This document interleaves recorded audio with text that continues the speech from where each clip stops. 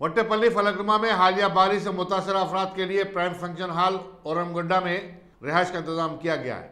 Function hall के मालिक ने मीडिया को बताया कि यहाँ रहने वालों को खाने पीने और बच्चों के लिए दूध वगैरह का भी इंतजाम किया जा रहा है। मैं प्राइम फंक्शन हॉल औरंगगड्डे से बात कर रहा हूँ। जिसको भी अगर जिसके भी मकानात वगैरह जो भी डूब गए हैं यहाँ पर आके रह सकते हैं। खाने का, पीने का, रहने का अल्हम्दुलिल्लाह सब इंतजाम किया गया हुआ है। ठीक है, प्राइम फंक्शन हॉल औरंगगड्डा महफिल होटल के पास प्राइम फंक्शन हॉल है। आप वहाँ पे आके सुकून से रह सकते हैं। खाने का इंतजाम है, पीने का इंतजाम है, बच्चों के वास्ते दूध का इंतजाम है। अल्लाह के फजल करम से लाइट नल अल्हम्दुलिल्लाह सब है। बेफिक्र रहिए।